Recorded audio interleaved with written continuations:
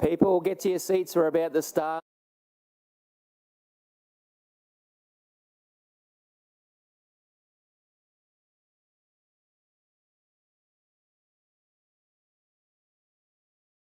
I'd like to begin today's meeting by acknowledging the traditional custodians of the land of which we are gathered and pay my respect to elders present, past and emerging. I'd also like to acknowledge any sorry business that may be being felt in the community at this point in time. Welcome to the City Lifestyle Committee meeting of Wednesday, August 6th. I declare this meeting open at 10:43. I would like to advise attendees in the room that this meeting is being webcast and audio recorded. I believe we have 2 leaves of absences. Let's begin with Councillor Bradley. Can I have a mover? I have a mover of Councillor Murphy. Can I have a seconder? I have a seconder of Councillor Stemp. Show of hands. That has been carried by everyone except for the Mayor. How do you vote? Against. Okay, that has been carried. I also have a leave of absence for Councillor Bennon. Can I have a mover? I have a mover with Councillor Russell and a seconder with Councillor Murphy. Can I have a show of hands? That has been carried by everyone except for the Mayor. How do you vote? Against. Okay, that has been carried. There is now a motion displayed on the screen to confirm the previous minutes. I'll read that out. That the minutes of the City Lifestyle Committee meeting held on Wednesday, July 9th be confirmed. Do I have a mover? I have a mover of the Mayor Raven and a seconder with Councillor Wilcox. Can I have a show of hands? That has been carried by everyone in the room. I now refer to the declarations of conflicts of interest. Do any councillors wish to declare a conflict of interest today? There being none, we'll move on to our first report. Okay, now I know this is item 6.1, proposed disposal of council land at South Maclean. I note this is a confidential report, but I believe for the sake of transparency, what we'll have is our presenting manager, Mr. Brent Dowden, give a little bit of a description before we start, and then we will vote whether or not to go into confidential. Thank you. Through the Chair, thank you, Councillor Hall. Good morning, Councillors. The report that I've brought for your consideration today recommends the disposal of a parcel of council land, which was obtained through the local government boundary changes of 2008. This parcel of land is heavily constrained, and there's been multiple assessments to date to assess, the value of this land from a recreation and river access, and also the environmental values. We've undertaken consultation with several branches within council to understand, these values, and that's also detailed in the report. It's worth noting as well that, excuse me, there's another park, 300 metres up the road, which is a 4.5 hectare park, which has been recently embellished and actually services the network requirements in this catchment area. Based on all the above, we've landed on a recommendation that recommends that we dispose of this land, and we've come to you for your consideration on that recommendation. Okay, I believe Mayor Raven has a question noting that we are not in confidential. Happy to speak publicly. The local council is supportive. The Deputy Mayor communicated that to me, but I just wanted to know, because this does have river access, are we able to put an easement across it so that while these people are great, thinking 50 years into the future, they may not still own the property then. So for future reference, we can make sure that if we do want to access the river at a future time and a future place, that we'll be able to do so. Through the Chair, that's a good question, and I'll hand to Anita just to answer, because the answer is yes, we could put an easement on it, and I'll just get Anita to explain, how that would work. Through the Chair, yes, we can. As Brent said, we can put an easement on the land. I believe that would impact on the valuation, but it is possible. If councillors are open to that, I'd be supportive of it. Just need to look at it through the recommendation. Thank you.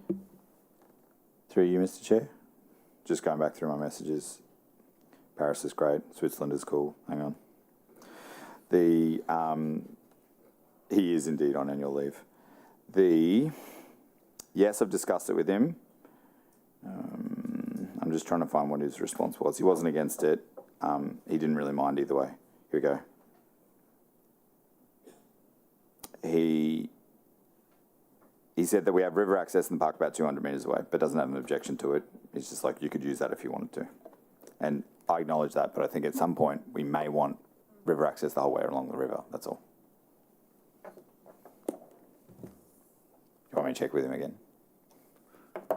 Or as Mayor Raven said, you need to be here to have a say. Councillor Wilcox, you had a question. Thanks. Just on, I understand the access or the easement along the front, but there is an easement along the side with the Crest Road easement, so they can technically access the river. We just want access all along the river. Is that what we're trying to clarify? Just in case in future? Okay, sweet. The only other thing is, for me personally, looking at this, and I know there's a couple of real estate gurus in the room, I'm not a real estate guru, but this property currently does not have access to the river. Us allowing them to purchase the property because they've encroached it over so long with whatever they've been doing, they will now have riverfront access. So I don't think an easement should really come into it. I think it should be market value. They're about to have riverfront access and they're about to have a really large block, nearly 5 hectares. So I'm just wondering, will they be able to subdivide that block in the future if we change all the zoning and everything?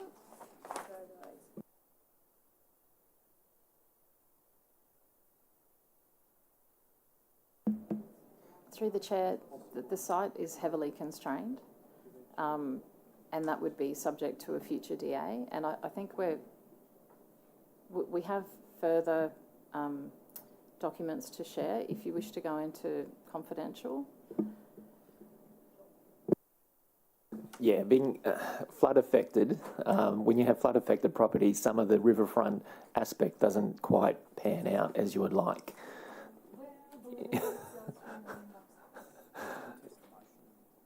Councillor Lane, did you have a question? Just on that, there was part of the report that went towards whether or not it was appropriate for tree planting and other things, and it wasn't. The use of it is quite constrained and limited. So my understanding is that the chances of anyone building it in the future are bugger all and none.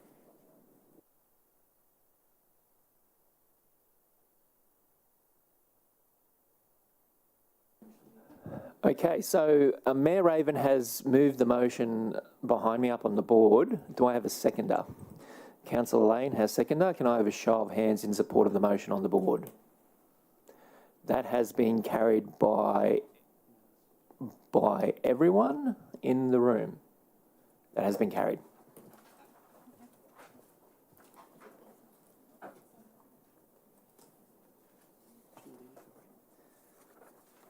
Okay. Right, councillors, do any councillors have any general business for Mr Brent Dowden? Councillor Lane.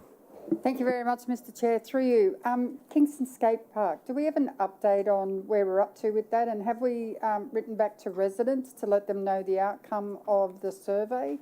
I just thought that we might have had an update at some stage to give to them.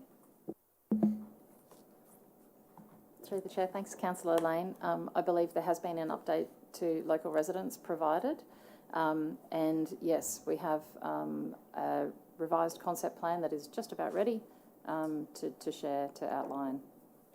Fabulous, more thank details. you so much. Any other question? And no? Mr Brent, do you have any general business for us? To the Chair, no, I do not. Thank you very much. Awesome, you're free to go.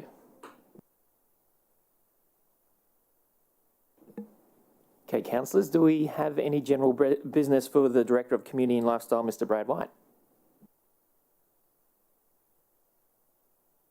Councillor Jackson. Thank you. Some fun facts. On 31st of May 1978, the Queensland Minister for Local Government, Russ Hinds, introduced the Act of Parliament creating the new Shire of Logan. The first elections were held in 1979 in March, and formal administration began on 1st of July 1979. And Logan achieved city status on the 1st of January in 1981. So depending on which date we want to commemorate, we're up for our 50th anniversary in 2.5, 3.5, or 5.5 years.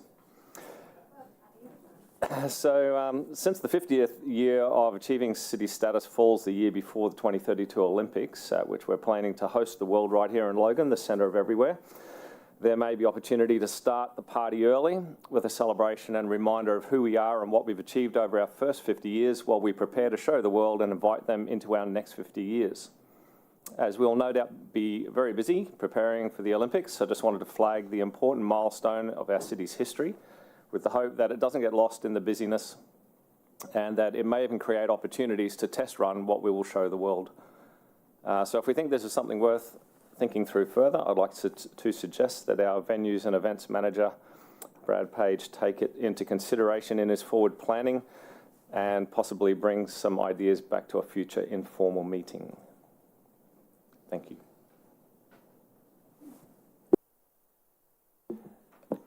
Through the chair, thanks Councillor Jackson. I think it's a great idea. I've spoken to Brad. He's already starting to think about it, even though we've got potentially 5.5 years to deliver. But yeah, I think it's a great idea. So we'll take that on board.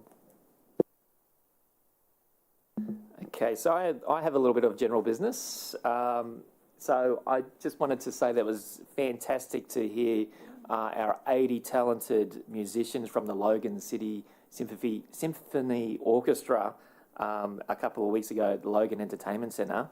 It was just simply extraordinary, orchestrated by the amazing Dr. Lewis Padell, and the group featured the amazing vocal talents of our own mezzo-soprano, Ella Yarosh. Does anyone here know the difference between a soprano and a mezzo-soprano?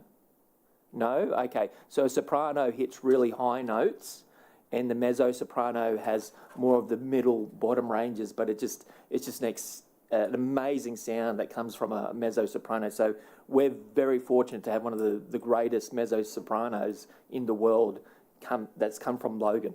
So that's a badge that we can all wear. We were entertained by music by the likes of Bernstein, Mozart, Elgar, but one of the highlights for me was a performance of John Williams' Star Wars suit. It was absolutely out of this world and didn't sound forced at all. So I'm already looking forward to the next performance of the Logan City Symphony Orchestra. If you know about them, share them around on socials. We need to let the world know that we've got such a great music and such great talent coming from Logan. Now, I believe we do have some general business from Mr.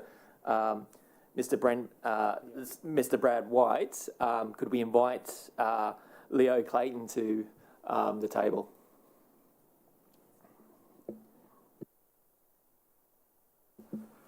Through the chair, good morning, Mr. Mayor and councillors, and thank you, Councillor Hall, for your invite to speak as a GB item.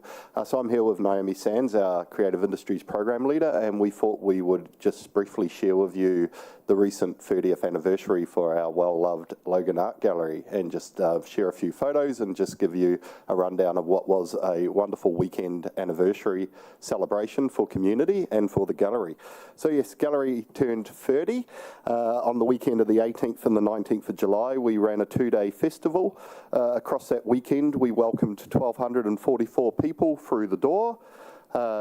Starting off on the opening event on the Friday night with 359 people attending the opening exhibitions of Christina Lowry, Wu Xingping, Chris Estrix, and our sister city, the Tao Young Artist Showcase. But importantly as well, a big highlight event was the opening of the Love Logan exhibition, which featured 140 canvases painted by members of the community who donated their time, and I really encourage everyone to come in and just see the talent that we have across the city through that Love Logan exhibition. Saturday was another great full-day event, starting off through the day with a series of programs for our young ones and families. Everyone from toddlers to seniors were there.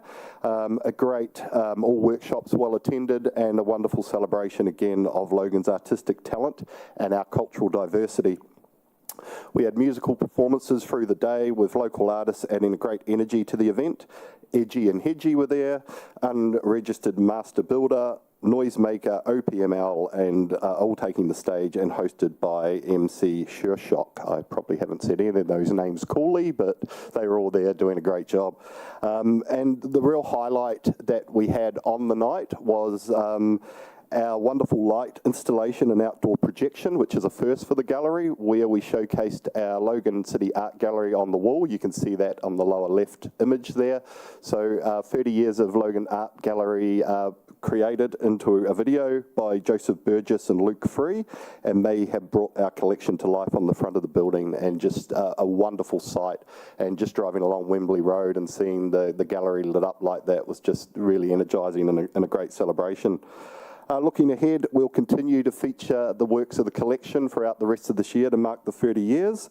The team is also doing a wonderful job working on a launch of a project called Beyond Frames, which will feature video artwork from the National Gallery of Australia.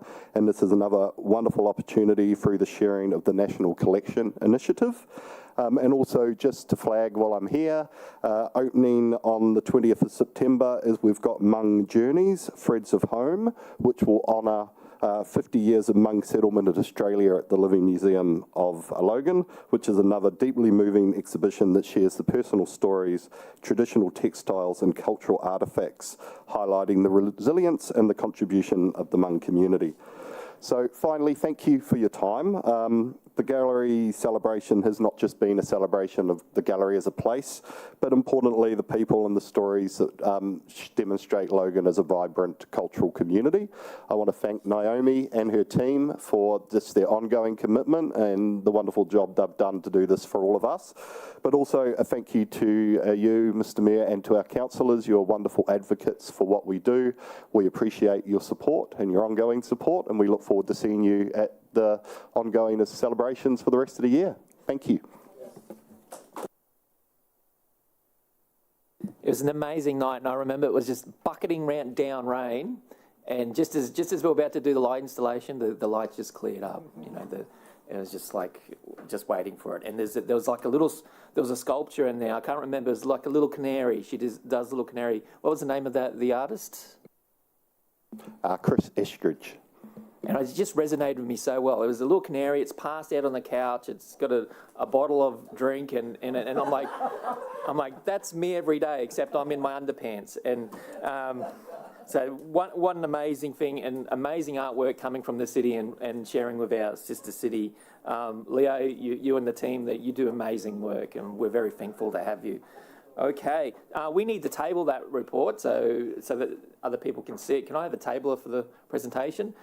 Councillor Wilcox has put her hand up, a show of hands in support.